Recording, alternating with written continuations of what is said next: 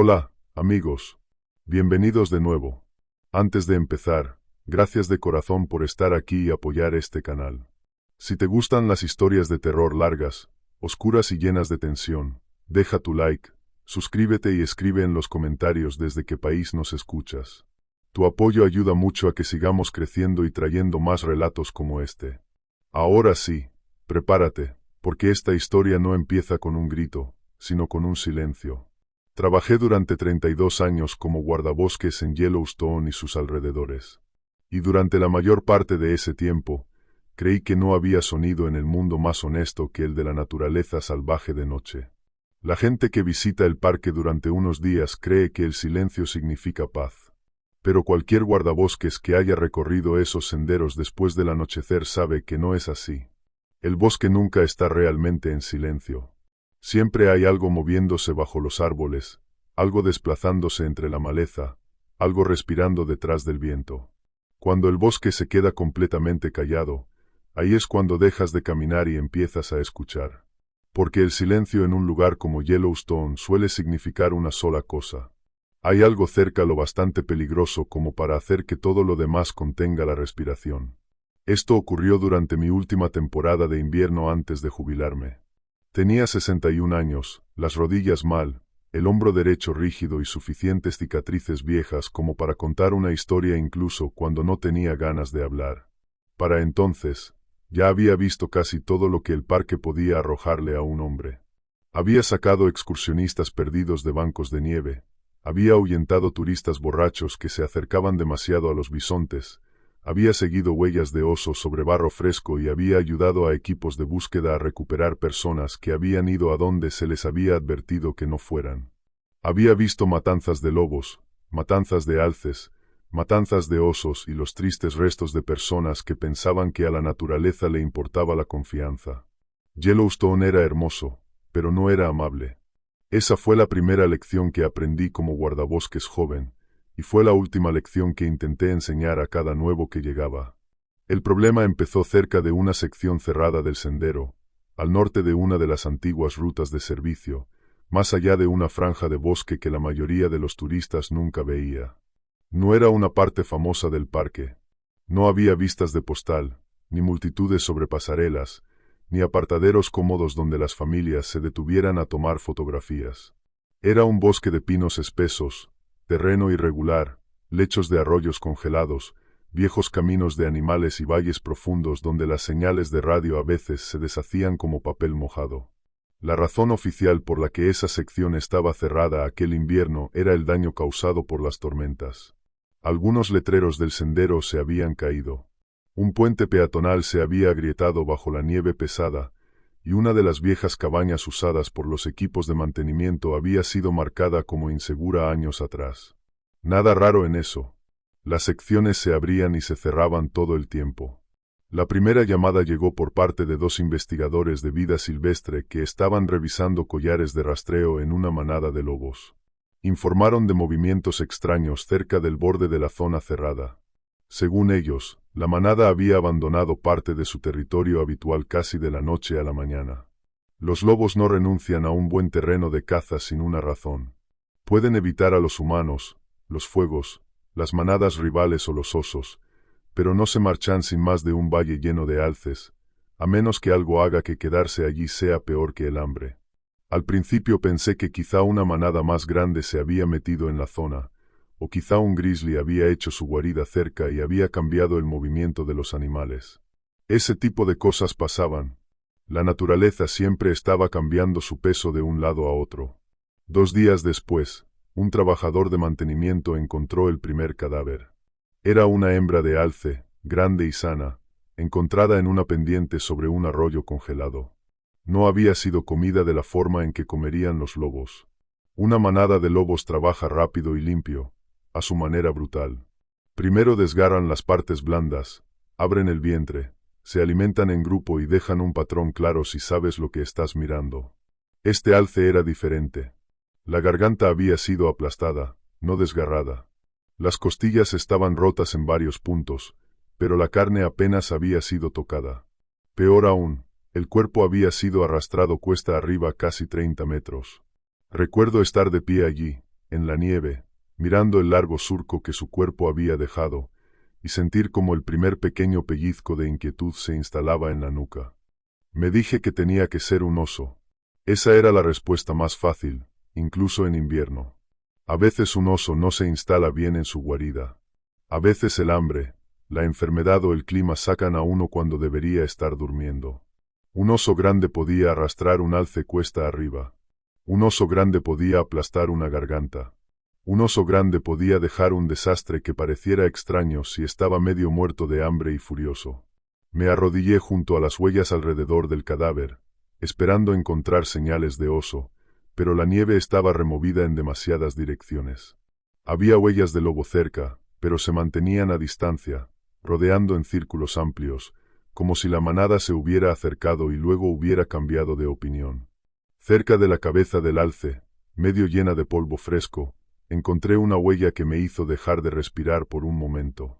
Era demasiado grande para ser de un lobo y demasiado estrecha para ser de un oso.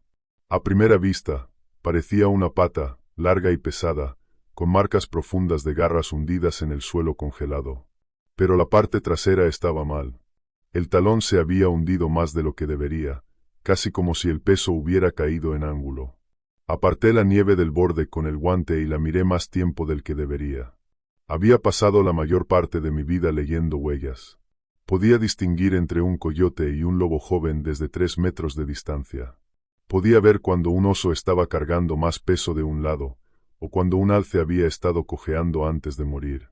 Pero esa huella no encajaba claramente en ninguna respuesta que yo conociera. La fotografié, la medí con la regla de bolsillo y la reporté como posible actividad de oso con distorsión inusual por deshielo de la nieve. Eso no era exactamente una mentira, pero tampoco era toda la verdad. Un guardabosques aprende cuándo escribir lo que sabe y cuándo escribir lo que puede demostrar. Hay una diferencia, y esa diferencia evita que los informes se conviertan en historias de fogata. La siguiente señal vino de una cámara de sendero rota, montada cerca de un cruce de animales. Una joven guardabosques llamada Clara la llevó a la oficina envuelta en una bolsa de evidencias de plástico, como si fuera algo sacado de una escena del crimen. Era lo bastante nueva como para seguir creyendo que cada cosa extraña tenía una explicación limpia, pero lo bastante inteligente como para no reírse antes de entender lo que estaba mirando. La carcasa de la cámara estaba agrietada por la mitad. No mordida, no disparada, agrietada, como si algo la hubiera agarrado desde ambos lados y hubiera apretado hasta partir el plástico. La correa que la sujetaba al árbol había sido cortada o arrancada, y la cámara en sí había sido encontrada a casi 12 metros de donde estaba montada. Sacamos la tarjeta de memoria y revisamos las imágenes. La mayoría eran tomas normales de invierno. Alces moviéndose al anochecer, nieve soplando de lado, un zorro pasando cerca del objetivo, algunos lobos deslizándose entre los árboles. Luego vinieron 3 imágenes que hicieron que la oficina se quedara en silencio. La primera mostraba la línea de árboles por la noche, pálida bajo el infrarrojo. Cerca del borde izquierdo, una forma grande estaba de pie entre 2 pinos. Estaba borrosa, pero no lo suficiente como para descartarla. Era alta, demasiado alta para ser un lobo, y se alzaba más de lo que cualquier oso debería haberse alzado a esa distancia. La segunda imagen mostraba la misma forma más cerca, pero solo una parte de ella cabía en el encuadre. Una extremidad delantera larga, un hombro cubierto de pelaje oscuro y una cabeza estrecha girada en dirección opuesta a la cámara. La tercera imagen era casi toda negra. Algo había cubierto el objetivo. En la parte inferior de ese último fotograma, justo antes de que la cámara muriera, había dientes. Clara me preguntó qué clase de animal tenía dientes como esos. Le dije que la imagen estaba demasiado cerca y demasiado distorsionada para identificarla. Otra vez, eso no era exactamente una mentira. La verdad era que no quería decir lo que estaba pensando, porque lo que estaba pensando no pertenecía a una estación de guardabosques. Durante la semana siguiente, llegaron más informes. Una pareja de Idaho afirmó que había oído lo que creían que era un hombre gritando cerca de un apartadero cerrado después del atardecer. Cuando gritaron en respuesta, el sonido se detuvo, y algo grande se movió entre los árboles, en la ladera sobre ellos. Un hombre que caminaba con raquetas de nieve encontró su bolsa de comida colgando de una rama a casi 4 metros del suelo, desgarrada, pero no comida. Otro guardabosques encontró marcas de garras en un letrero de madera del sendero. No estaban bajas, en el poste, donde un oso podría haberlo arañado, sino altas, cruzando el tablero frontal, a casi 2 metros del suelo. Las marcas eran profundas, limpias y estaban demasiado separadas entre sí. Me quedé de pie frente a ese letrero durante mucho tiempo, mientras la nieve se acumulaba en el ala de mi sombrero. Y recuerdo haber pensado que, si un bromista había hecho esas marcas, lo había hecho con herramientas de jardín y una escalera, con un frío helado, solo para asustar a la gente y alejarla de un sendero que ya estaba cerrado. La parte más extraña eran los lobos. Para entonces, los investigadores habían confirmado que 2 manadas se habían alejado del valle. Los lobos no son cobardes. Entienden el peligro, pero no entran en pánico con facilidad. Yo había visto lobos mantenerse firmes frente a osos hasta el último segundo, probando, rodeando, buscando una debilidad. Pero esos lobos no estaban probando nada. Se habían ido. Algunas de sus huellas mostraban movimiento rápido, como si los hubieran expulsado con fuerza y deprisa. Un conjunto de huellas cerca del borde del valle contaba una historia que no me gustó. Un lobo había corrido por la nieve a toda velocidad, y luego había cambiado de dirección tan bruscamente que su cuerpo había derrapado de lado. Detrás de él, separadas por varios metros, estaban esas mismas huellas largas, parecidas a patas, que yo había visto cerca del cadáver del alce. Fue entonces cuando dejé de tratar el caso como un problema animal y empecé a tratarlo como una investigación. Saqué todos los informes de los últimos 20 años relacionados con ese valle, la sección cerrada del sendero, la vieja ruta de servicio y la cabaña de mantenimiento. La mayor parte era ordinaria. Excursionistas perdidos, daños por el clima, avistamientos de osos, algunas sospechas de caza furtiva que nunca llegaron a convertirse en cargos. Pero cuando pasas suficientes años leyendo informes, aprendes a buscar la forma que hay debajo de las palabras. Aprendes a notar lo que la gente evita decir. Ciertas frases empezaron a repetirse a través de los años y de distintos redactores. Depredador grande no identificado. Comportamiento inusual de lobos. Posible movimiento de oso pese a la falta de señales claras. Vocalización no compatible con fauna conocida. Búsqueda suspendida después del anochecer debido a condiciones inseguras. Cada frase por sí sola no significaba nada. Juntas formaban un patrón. El archivo más antiguo que llamó mi atención era de 1989. Un guardabosques llamado Elías Crowe había desaparecido durante una patrulla de invierno cerca de la misma ruta de servicio. Conocía el nombre porque los hombres mayores solían mencionarlo cuando yo todavía era joven. No a menudo, y nunca en voz alta, pero lo suficiente como para que lo recordara. El informe oficial decía que Crowe probablemente se había lesionado durante el mal tiempo y que los animales se lo habían llevado antes de que el equipo de búsqueda pudiera llegar hasta él. Su chaqueta desgarrada había sido encontrada cerca del lecho del arroyo. Su radio había transmitido estática y sonidos de respiración durante 3 noches después de que desapareciera, aunque nadie pudo rastrear la señal con claridad debido al terreno. Los buscadores encontraron sangre, ramas rotas, huellas de lobo y lo que un informe llamó grandes impresiones no identificadas. Nunca se recuperó ningún cuerpo. Leí ese archivo 3 veces. La primera vez lo leí como guardabosques. La segunda vez lo leí como un hombre que había visto huellas extrañas en nieve fresca. La tercera vez lo leí como alguien que empezaba a entender que el parque llevaba mucho tiempo guardando el mismo secreto. Había una nota escrita a mano, pegada a un mapa copiado en la parte trasera del archivo. La había escrito un viejo supervisor cuyo nombre apenas recordaba. La tinta se había desvanecido, pero las palabras seguían siendo lo bastante claras para leerlas. No empujar a los equipos de búsqueda más allá de la cresta norte después del anochecer. Los perros se niegan a entrar en la zona baja del bosque. Lobos en silencio. Hombres inquietos. Continuar con la primera luz. Esa nota me perturbó más que cualquier otra cosa del archivo. Los informes oficiales usaban lenguaje cuidadoso. Los hombres que escribían en los márgenes escribían lo que realmente sentían. Yo debería haber pasado todo por la cadena de mando y esperar. Esa habría sido la forma correcta de manejarlo. Pero para entonces, estaba cerca de jubilarme, y quizá alguna parte de mí quería resolver una última cosa antes de dejar atrás el parque. O quizá llevaba demasiado tiempo siendo guardabosques como para ignorar un rastro una vez que lo había encontrado. De cualquier modo, salí en una camioneta antes del amanecer a la mañana siguiente, con bengalas extra, un botiquín de primeros auxilios, spray para osos, mi rifle de servicio y suficiente café para mantenerme las manos calientes durante el trayecto.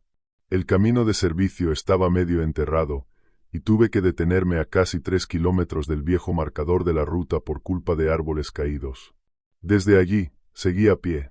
El aire era tan cortante que me lastimaba los pulmones, y la nieve tenía esa costra dura que se forma después de descongelarse y volver a congelarse, donde cada paso rompe la superficie con un sonido como vidrio quebrándose. Al principio, el bosque parecía normal. Un arrendajo llamó en alguna parte por encima de mí. Una ardilla se movió por una rama. El viento empujaba polvo suelto desde los árboles en suaves cortinas blancas. Me dije que era una buena señal. Un bosque vivo es un bosque que habla. Unos 40 minutos después, encontré el segundo cadáver. Este era un alce macho, más grande que el primero, con una cornamenta rota cerca de la base. Yacía parcialmente bajo un pino caído, aunque no de forma natural. Algo lo había empujado o arrastrado hasta allí. El cuerpo se había quedado rígido por el hielo, pero el daño era claro. La garganta estaba aplastada, el hombro desgarrado, y una pata trasera estaba torcida casi hacia atrás. Otra vez, no habían comido mucho. Alrededor del cadáver, la nieve estaba pisoteada en un patrón amplio. Había huellas de lobo cerca, pero mantenían la distancia. También encontré huellas del animal más grande, esta vez más claras porque la nieve bajo los árboles no se había acumulado tan mal. Las huellas avanzaban sobre 4 patas durante unos 20 metros. Luego cambiaban. Me quedé allí, en el frío, mirando el punto donde las impresiones delanteras desaparecían y las traseras se hundían más. A partir de ese punto, el rastro parecía menos el de un animal corriendo y más el de algo caminando erguido con una marcha extraña y pesada. Los pies seguían sin ser humanos. Eran demasiado largos, con demasiadas garras, demasiado hundidos en la parte delantera, pero la separación estaba mal para un oso y mal para un lobo. La zancada era amplia. El peso era enorme. La dirección era constante. Seguí las huellas, aunque cada parte sensata de mí decía que no lo hiciera. Me llevaron cuesta arriba entre pinos densos, cruzando una cresta estrecha y bajando hacia la vieja cabaña de mantenimiento marcada como insegura años atrás. Por el camino, noté más señales. Arañazos en la corteza de los árboles. No eran roces aleatorios de oso, sino largas marcas verticales cortadas profundamente en la madera. Un mechón de pelaje oscuro enganchado en una rama rota más alta que mi cabeza. Un trozo de tela medio enterrado, congelado en la nieve, demasiado viejo y sucio para identificarlo al principio, pero cuando lo solté, vi tela verde descolorida con el tipo de costura que se usaba en los viejos uniformes de guardabosques. Lo metí en una bolsa y seguí avanzando. La cabaña apareció a la vista poco después del mediodía. Estaba baja entre los pinos, medio tragada por la nieve y la sombra, con el techo combado bajo el peso de los años. Una ventana estaba tapiada. Otra había sido rota desde dentro. El marco estaba astillado hacia afuera. La puerta principal colgaba torcida, pero cerrada, mantenida en su lugar por una cadena que habían enrollado alrededor de la manija y clavado al marco exterior. Ese detalle me detuvo. La gente encadena puertas desde fuera para mantener algo dentro, o desde dentro para mantener algo fuera. Esa cadena había sido colocada desde fuera, pero los arañazos profundos alrededor del marco de la puerta estaban por dentro. Me quedé allí durante un largo minuto, con el rifle levantado, escuchando. Nada se movió. Me acerqué despacio y llamé, porque la costumbre es la costumbre, incluso cuando sabes que nadie va a responder. Mi voz sonó pequeña entre los árboles. Corté la cadena con las cizallas y empujé la puerta con el cañón del rifle.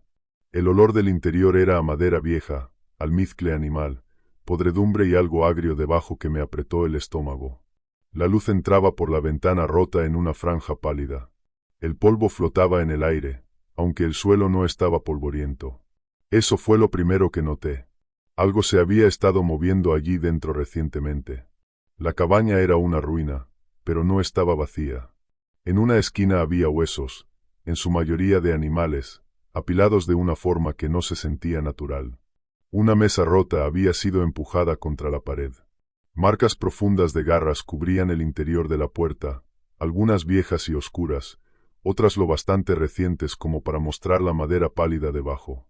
Las paredes también tenían arañazos, largos y frenéticos, como si algo hubiera intentado sujetarse en su sitio mientras cambiaba de opinión sobre irse. Cerca de la estufa, encontré tela rasgada, latas viejas de comida y una linterna oxidada. Encima de un estante estrecho, clavada a la pared con un clavo de hierro torcido, había una placa de guardabosques. Supe antes de limpiar la mugre de ella qué nombre estaría allí. Elías Crowe. Ver ese nombre en aquella cabaña me hizo algo que ninguna huella ni ningún cadáver me había hecho. Convirtió el caso de extraño en personal. Elías no había desaparecido simplemente cerca del valle. Alguna parte de él, o al menos alguna señal de él, había vuelto a este lugar una y otra vez. Encontré más pruebas bajo una tabla suelta del suelo, cerca de la pared trasera. Había páginas dobladas, envueltas en tela encerada, quebradizas por la edad, escritas con una mano temblorosa. Algunas líneas habían sido arruinadas por la humedad, pero quedaba suficiente. Las primeras páginas eran ordinarias al principio, escritas como notas de un hombre que intentaba mantener la cabeza clara. Elías escribía sobre oír lobos fuera de la cabaña, sobre una herida en el brazo que no sanaba bien, sobre sueños febriles, hambre y lagunas mentales. Las páginas posteriores empeoraban. Escribió que despertaba afuera con sangre en la boca y ningún recuerdo de haber salido. Escribió que encadenaba la puerta desde dentro y luego despertaba con la cadena rota. Escribió que la luna hacía que sus huesos se sintieran demasiado grandes para su piel. Cerca del final escribió una frase una y otra vez, cada vez con más presión, hasta que el lápiz rasgó el papel. Todavía estoy aquí. Me senté sobre los talones con esas páginas en las manos enguantadas y sentí como el frío de la cabaña se asentaba dentro de mí. No quería creer lo que aquellas páginas sugerían. Un hombre puede aceptar el peligro. Puede aceptar a un depredador, a un asesino, a un animal con un comportamiento inusual. Pero hay ideas que la mente rechaza al principio, porque aceptarlas significa que el mundo no tiene la forma que creías. Aún así, las huellas, los cadáveres, la cámara rota, el guardabosques desaparecido, la placa, el diario y los lobos apuntaban todos en la misma dirección. Algo le había ocurrido a Elías Crowe en 1989. Algo había estado viviendo en Yellowstone desde entonces. Reuní las páginas, fotografié la cabaña y me preparé para irme antes de que cayera la luz. Ese era mi plan. Salir, llevar las pruebas de vuelta y obligar a las oficinas superiores a tomarse en serio el cierre. Quizá se reirían detrás de puertas cerradas. Quizá lo enterrarían bajo palabras como depredador desconocido. Ya no me importaba. Tenía suficiente para saber que el valle debía permanecer cerrado. Entonces oí el primer sonido. Venía de detrás de la cabaña, bajo y áspero, casi como respirar a través de una garganta llena de piedras. Me quedé inmóvil, con una mano sobre las páginas del diario y la otra en el rifle. Durante varios segundos, me dije que era el viento pasando por la ventana rota. Entonces el sonido volvió, esta vez más cerca, seguido por el crujido lento de un peso hundiéndose en la nieve. Me moví hacia la ventana sin meterme del todo en el marco. Afuera, los pinos se alzaban espesos y oscuros. La nieve caía desde las ramas. Al principio no vi nada. Luego, entre dos árboles cerca del borde del claro, algo se movió. No era completamente visible, solo una forma detrás de la corteza y la sombra, alta, ligeramente inclinada hacia adelante, cubierta de pelaje gris oscuro con manchas de plata vieja alrededor de los hombros. Un brazo largo colgaba cerca de su costado, terminando en garras que casi rozaban la nieve. Su cabeza giró lentamente hacia la cabaña, y aun con la luz tenue, vi sus ojos. Eran amarillos, pero no como los ojos de un animal reflejando una linterna. Tenían enfoque, tenían pensamiento. Peor aún, durante un segundo, tuvieron reconocimiento. Mi dedo se tensó cerca del gatillo, pero no disparé. No podría decir por qué. Quizá tenía miedo de que el rifle no fuera suficiente. Quizá alguna parte vieja de mí todavía veía la placa en la pared y el nombre Elías Crowe bajo la suciedad. O quizá ya entendía que, si aquella cosa me hubiera querido muerto en ese momento, habría atravesado la pared en lugar de quedarse de pie entre los árboles. La forma abrió la boca, y el sonido que salió no fue un aullido. Tampoco fue habla. Fue algo atrapado entre ambas cosas, roto por el dolor y la edad. Luego retrocedió hacia el bosque y desapareció con tanta suavidad que pareció que la espesura se la tragaba entera. Esperé en aquella cabaña hasta que las piernas empezaron a dolerme de estar inmóvil. Nada más se movió. Ningún pájaro llamó. Ninguna ardilla corrió por las ramas. Incluso el viento parecía mantenerse lejos de aquel claro. Cuando por fin salí, las huellas cerca de la línea de árboles estaban frescas y profundas. Rodeaban la cabaña una vez, se detenían en la ventana donde yo había estado de pie y luego volvían a internarse en el bosque. Fue entonces cuando entendí la peor parte. Yo no había encontrado su escondite. Él me había llevado hasta allí. Ese pensamiento se quedó conmigo mientras estaba de pie fuera de la vieja cabaña de servicio, mirando las huellas frescas marcadas en la nieve cerca de la línea de árboles. Había pasado la mayor parte del día creyendo que estaba siguiendo señales, leyendo la tierra y acercándome lentamente a la verdad. Había pensado que las huellas, la tela vieja, los cadáveres y la cámara de sendero rota me habían guiado por casualidad, como suele ocurrir en una investigación cuidadosa. Pero al mirar las huellas rodeando la cabaña, deteniéndose cerca de la ventana y luego desapareciendo de nuevo entre los árboles, entendí que yo no había sido el único que estaba observando. Aquella cosa sabía que yo iba a venir. Quizá me había observado desde el primer cadáver de Alce. Quizá me había visto arrodillarme junto a las huellas y medirlas con unas manos temblorosas que intentaba mantener firmes. Quizá me había seguido todo el camino desde la carretera de servicio, manteniéndose apenas lo bastante atrás como para que el bosque cubriera su peso y su respiración. Esa idea me inquietó más que verla con mis propios ojos. Un oso podría acechar a un hombre si tuviera hambre o estuviera furioso. Un lobo podría seguirlo desde la distancia por cautela. Pero esto era diferente. Esto se sentía planeado. La criatura no solo me había evitado. Me había permitido encontrar la cabaña. Me fui antes de que la luz de la tarde se desvaneciera más. Quería caminar rápido, pero el miedo tiene una forma de volver cuidadoso a un hombre. Cada rama parecía demasiado quieta. Cada mancha de sombra entre los pinos parecía lo bastante profunda como para esconder un cuerpo. Mantuve el rifle con ambas manos y giraba cada pocos pasos, revisando el rastro detrás de mí. El bosque permanecía quieto. No vacío, exactamente, solo quieto de una forma que se sentía controlada, como si a cada cosa viva a mi alrededor le hubieran ordenado no hacer ningún sonido. Las huellas que había seguido antes estaban medio cubiertas por nieve nueva, pero conocía el camino de vuelta lo bastante bien. Los años en Yellowstone te enseñan a recordar formas más que senderos, un árbol roto inclinado hacia el este, una cresta que se eleva como un hombro, el lecho de un arroyo que se curva alrededor de un grupo de piedras oscuras. Usé esas marcas para guiarme, porque mi mente seguía intentando volver a la cabaña y a las páginas del diario que llevaba en la mochila. No podía dejar de pensar en Elías Crowe escribiendo: «Todavía estoy aquí». No podía dejar de pensar en los ojos que había visto entre los árboles, brillantes y enfocados, mirándome como si supieran exactamente lo que yo había encontrado. Para cuando llegué a mi camioneta, el sol estaba bajo detrás de la cresta. Nunca había estado tan agradecido de ver un vehículo del gobierno medio enterrado en la nieve.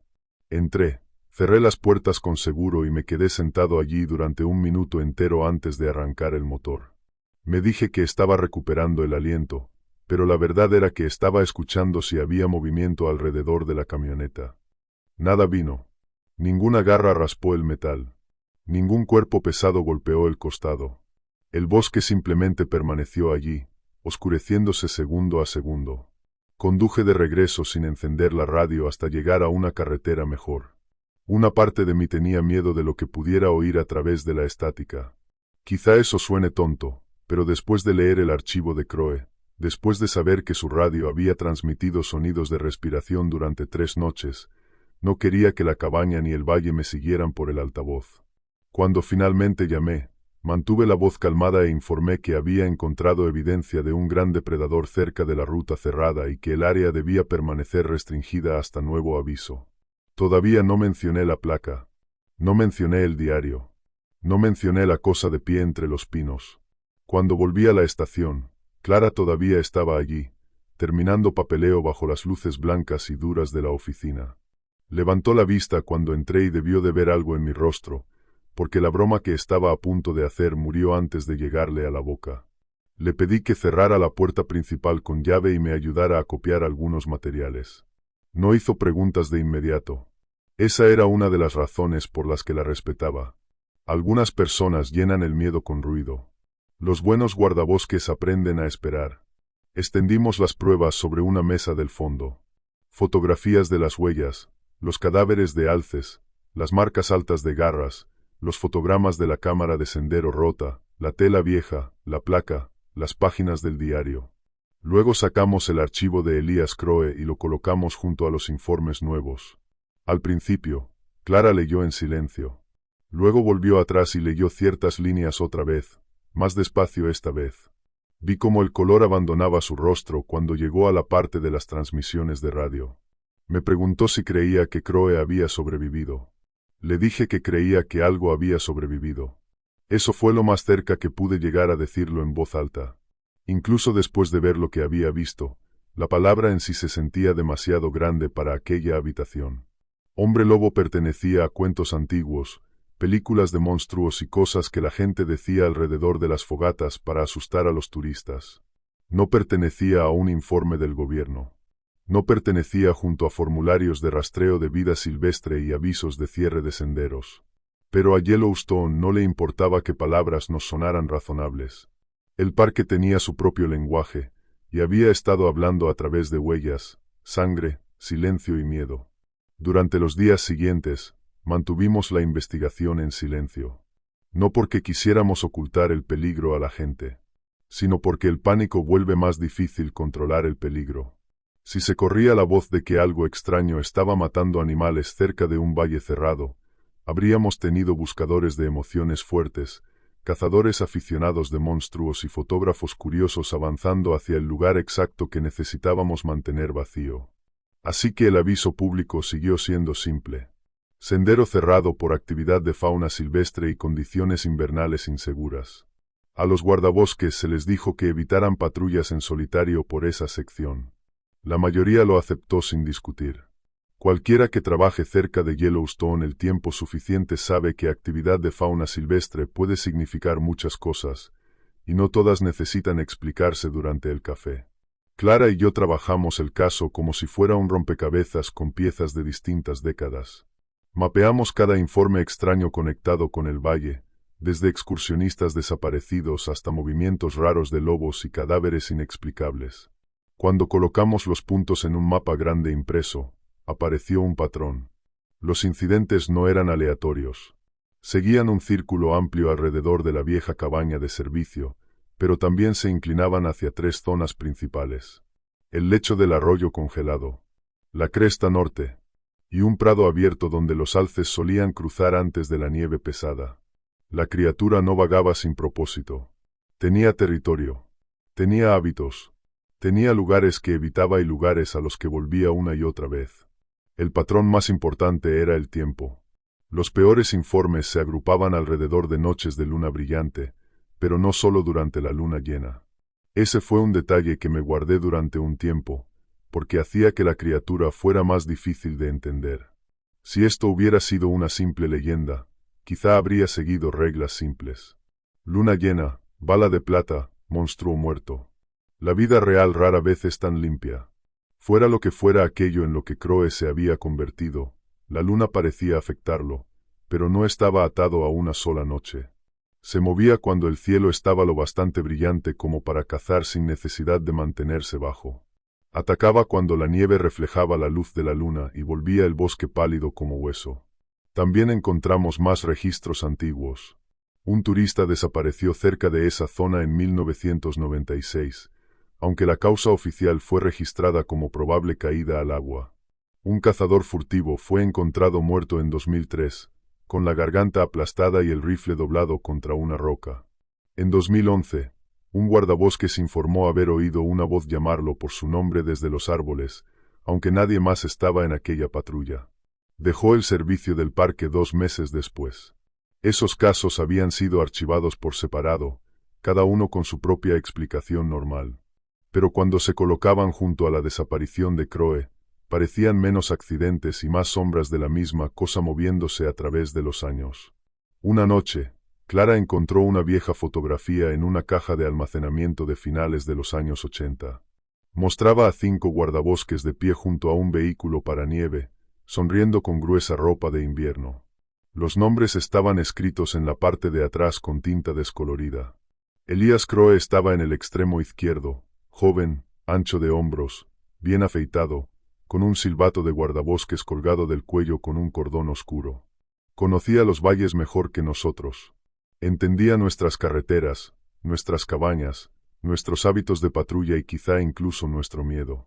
Aún así, no hacer nada no era una opción. Los informes se habían reducido después de mi visita a la cabaña, pero no se habían detenido. Una semana después, un grupo de excursionistas ignoró las señales de cierre y entró por una ruta lateral cerca del arroyo. Los encontramos antes del anochecer, conmocionados, pero vivos. Afirmaron que habían oído a alguien silbando desde los árboles. El sonido seguía moviéndose delante de ellos, como si los estuviera guiando más adentro. Cuando por fin dieron la vuelta, algo grande los siguió a distancia hasta que cruzaron el arroyo. Uno de los excursionistas había tomado un vídeo borroso con el teléfono. Mostraba sobre todo árboles y nieve temblorosa, pero cerca del final había una forma baja moviéndose detrás de los troncos. Luego se levantó. Eso fue suficiente para mí. Ampliamos la zona de cierre a la mañana siguiente. Solicité más señalización, patrullas adicionales y permiso para retirar o bloquear los puntos de acceso cerca de la vieja ruta de servicio. Mi supervisor no estaba contento. Quería pruebas sólidas de un animal peligroso, no historias viejas e imágenes poco claras. Así que le di las partes más claras: cadáveres, huellas, desplazamiento de lobos y riesgo para la seguridad humana. Eso bastó para que aprobaran el cierre durante el resto del invierno, pero no lo suficiente para traer ayuda externa seria. En cierto modo, eso fue bueno. Cuanta menos gente hubiera cerca de ese valle, menos oportunidades tendría la criatura de herir a alguien. En otro sentido, me dejó con el mismo problema de antes.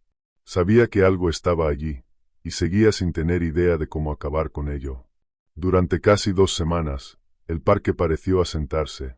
Los lobos empezaron a regresar al borde del valle, aunque no muy adentro. No llegaron nuevos incidentes humanos. Los alces se movieron hacia zonas más bajas, pero no en pánico. Incluso los sonidos nocturnos alrededor de la estación de guardabosques volvieron a sentirse normales. Empecé a creer, o quizá quería creer, que mi visita a la cabaña había cambiado algo. Quizá la criatura entendía que nosotros sabíamos. Quizá se había internado más en el terreno remoto, lejos de la gente, lejos de los viejos senderos.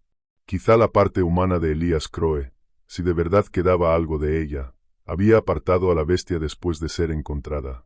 Esa creencia casi hizo que me mataran. El encuentro final ocurrió en una tarde fría cerca de finales de febrero. Había salido solo, y ese fue mi error. Ahora puedo admitirlo. Clara se había ofrecido a venir conmigo, pero llevaba muchas horas trabajando, y le dije que solo sería una revisión rápida de las señales exteriores de cierre cerca de la carretera de servicio. Esa parte era verdad. No iba a volver a la cabaña. No iba a entrar en el valle. Simplemente iba a reemplazar una señal de advertencia dañada, revisar una cámara de sendero y asegurarme de que no hubiera huellas frescas de personas colándose más allá de la barricada. Era el tipo de tarea que había hecho 1000 veces. Por eso bajé la guardia. La nieve se había endurecido bajo una fina costra de hielo, y el cielo estaba tan despejado que las montañas parecían lo bastante cerca como para tocarlas. Aparqué cerca del mismo lugar donde me había detenido antes, aunque esta vez no pensaba caminar lejos. La señal dañada estaba a unos 270 metros de la camioneta, inclinada del lado donde el viento o un animal la había aflojado. Llevaba mi rifle, pero lo mantuve colgado del hombro mientras trabajaba. Mi arma corta estaba en el cinturón. El spray para osos colgaba de la correa de mi pecho. Una bengala estaba en el bolsillo de mi abrigo. Todo estaba donde debía estar, pero las herramientas solo ayudan si tu mente está lista para usarlas. Arreglé primero la señal, clavando el poste de vuelta en el suelo congelado lo mejor que pude. Luego revisé la cámara de sendero montada cerca. Seguía funcionando, aunque las baterías estaban bajas. Las cambié, probé el ángulo e hice una nota para volver con una correa mejor. La zona parecía tranquila. Vi huellas de zorro, huellas de liebre y un conjunto de huellas de lobo moviéndose por el lado lejano del camino. Ninguna impresión grande y extraña. Ninguna rama rota. Ningún olor a podredumbre ni a almizcle. El bosque sonaba vivo, y eso me volvió descuidado.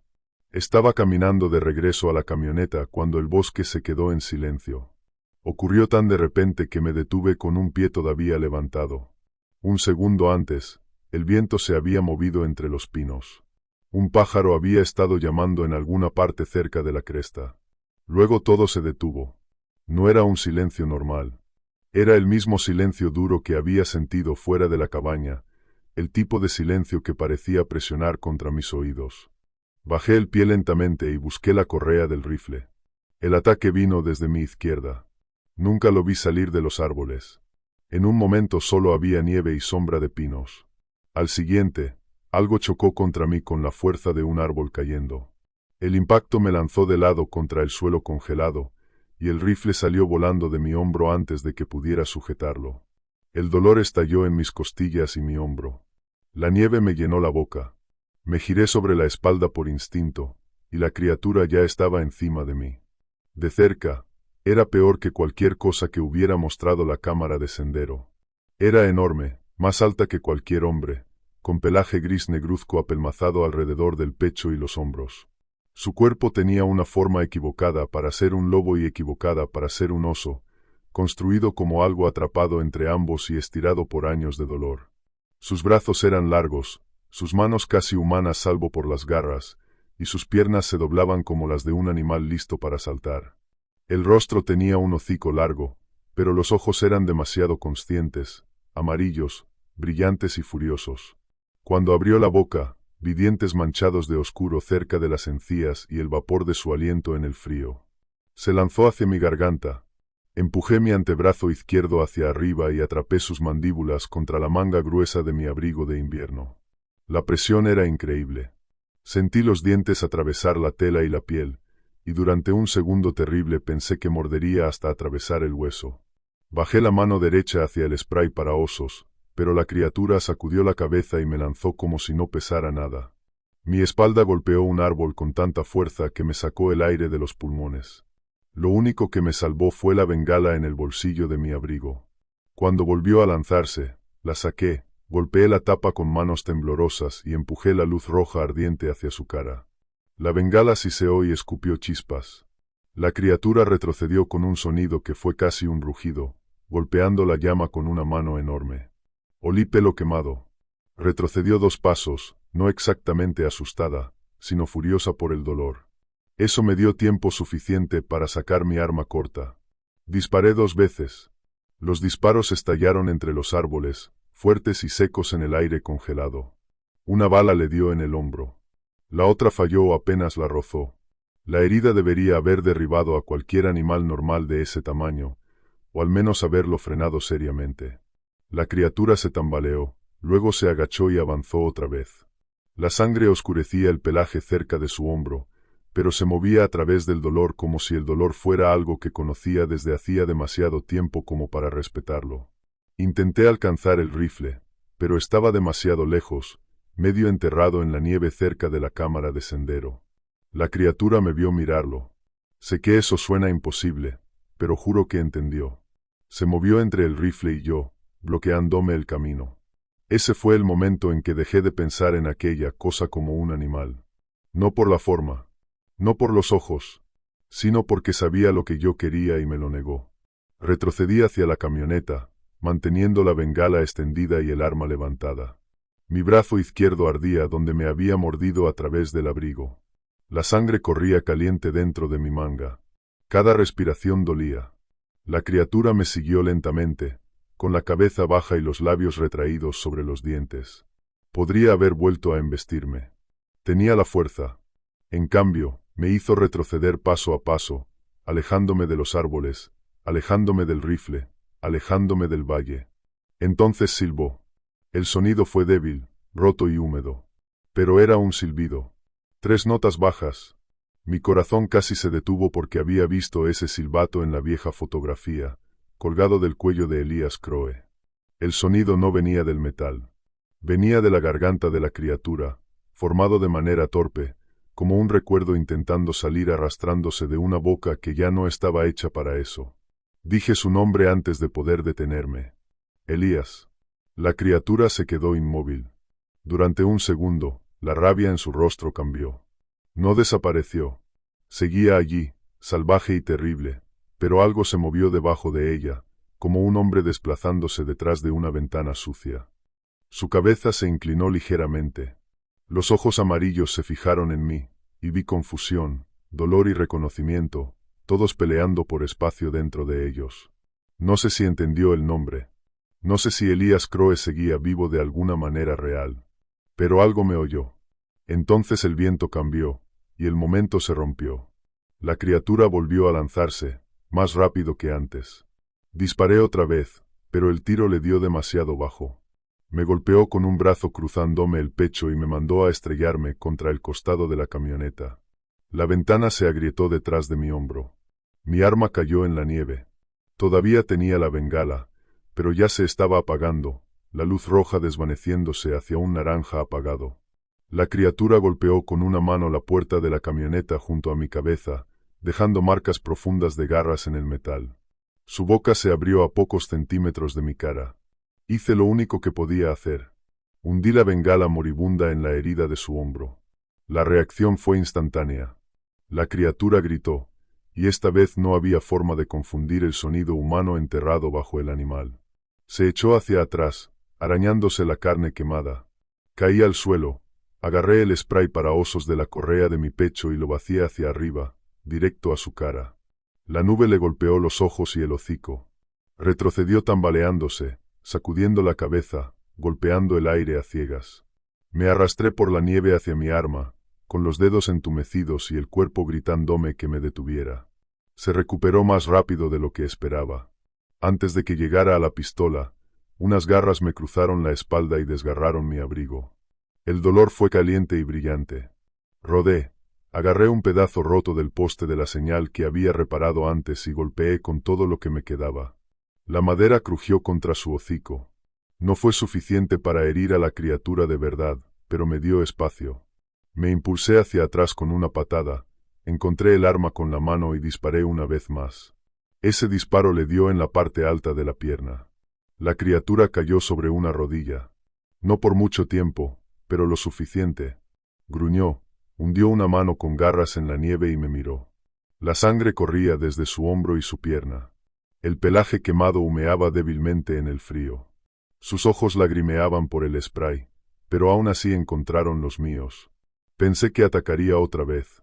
Pensé que allí moriría. Medio debajo de mi camioneta, desangrándome sobre la nieve junto a una señal de cierre de sendero que ningún turista leería con suficiente atención. Pero no vino. En cambio, giró la cabeza hacia el valle. A lo lejos, en lo profundo, más allá de los árboles, un lobo aulló. Luego otro respondió. Por primera vez en semanas, los lobos no estaban en silencio. La criatura los escuchó. Su pecho subía y bajaba con respiraciones pesadas. Luego volvió a mirarme. La ira seguía allí. También el hambre. Pero había algo más. Algo que entonces no pude nombrar, y que todavía no puedo nombrar ahora.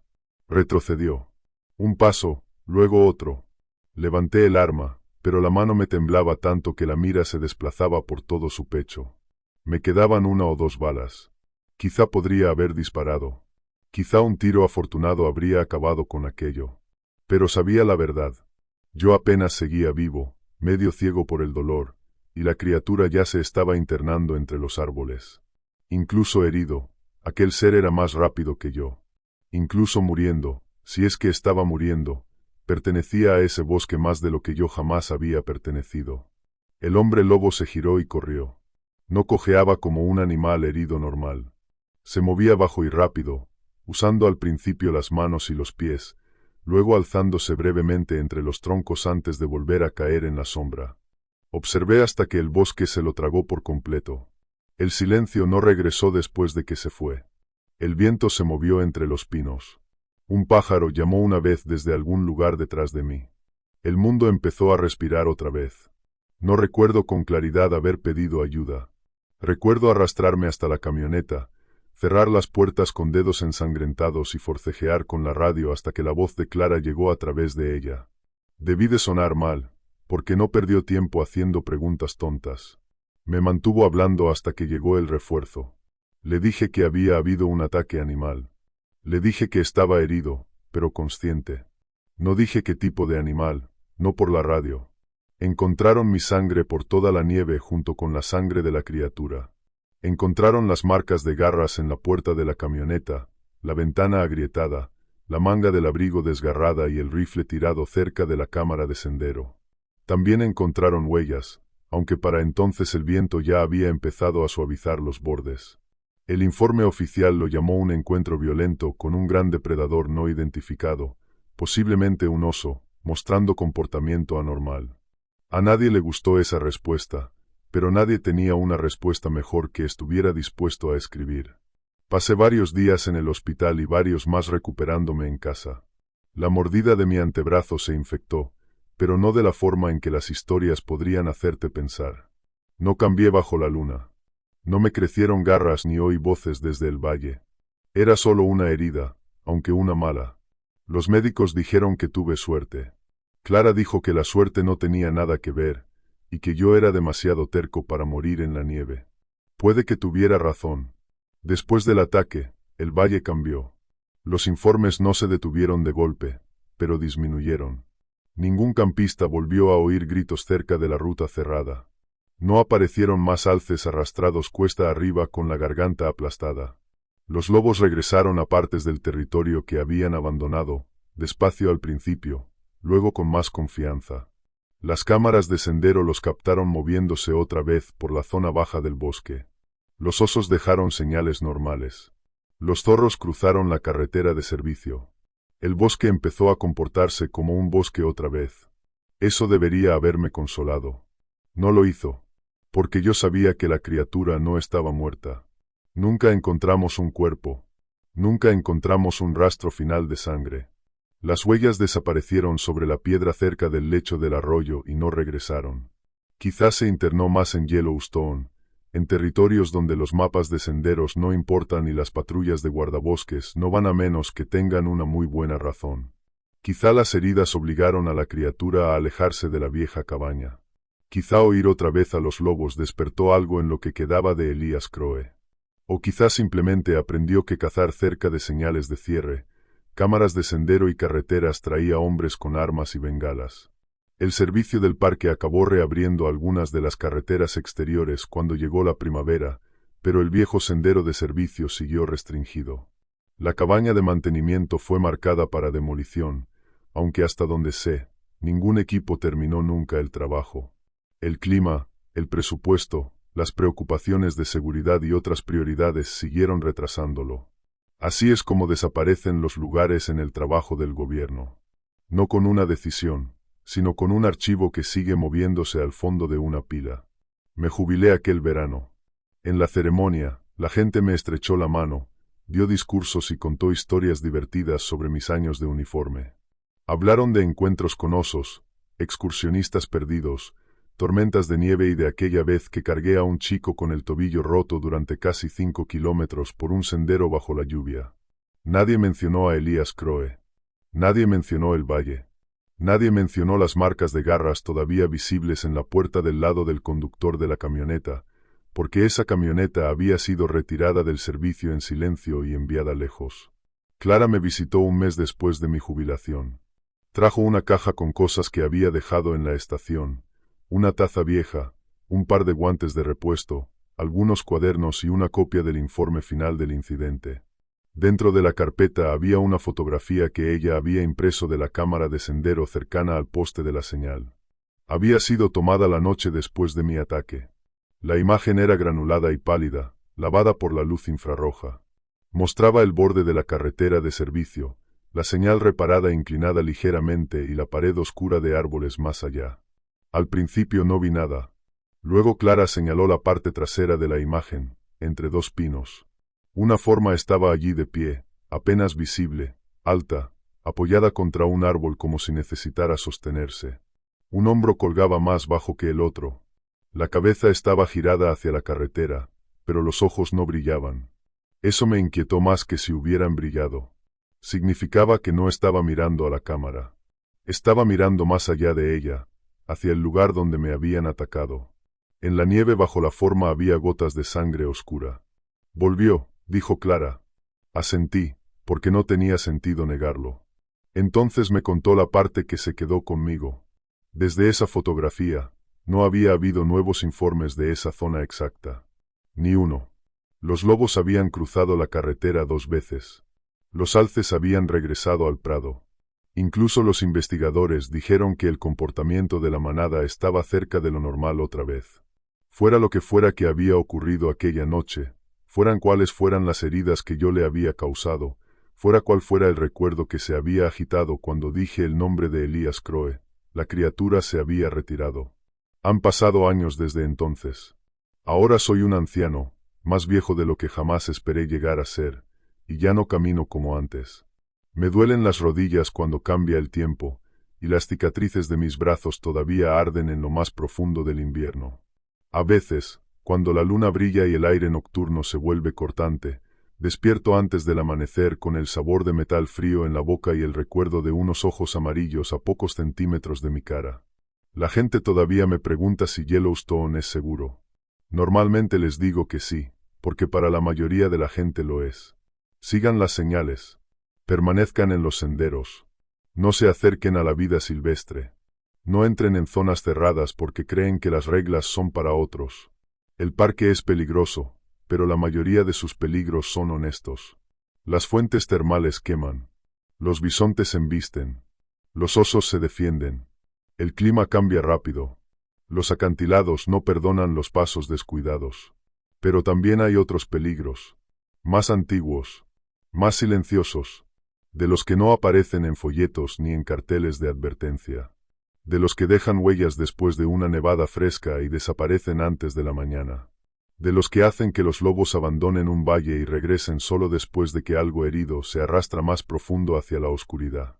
Después de aquel invierno, los informes de personas desaparecidas cerca de esa sección cerrada se volvieron escasos. Los aullidos extraños se detuvieron. Los cadáveres volvieron a ser normales. Los guardabosques dijeron que el parque se había corregido a sí mismo, como suelen hacer los lugares salvajes cuando un depredador enfermo se marcha o muere. Los dejé decir eso. Era más fácil para todos. Pero yo sabía la verdad. La criatura que vivía en Yellowstone no había desaparecido. No había sido abatida. Solo había aprendido dónde terminaban las carreteras, donde vigilaban las cámaras y hasta dónde podía acercarse antes de que alguien empezara a mirar. Y a veces, cuando empieza a caer nieve vieja y la luna ilumina los pinos como plata, pienso en Elías Crowe de pie al borde de aquella carretera de servicio, herido y observando, atrapado entre el hombre que solía ser y el monstruo que el parque se negó a devolver. Por eso estoy contando esto ahora. No para hacer que creas en monstruos, ni para asustar a la gente y alejarla de Yellowstone. El parque no necesita mi ayuda para ser aterrador. Lo cuento porque hay valles ahí fuera donde el bosque todavía se queda en silencio por una razón. Y si alguna vez te encuentras cerca de un sendero cerrado con huellas frescas que pasan más allá de la señal, no las sigas. Da la vuelta. Vuelve a tu coche. Y si oyes algo entre los árboles silbando como un hombre que ha olvidado la melodía, no respondas llamándolo por su nombre.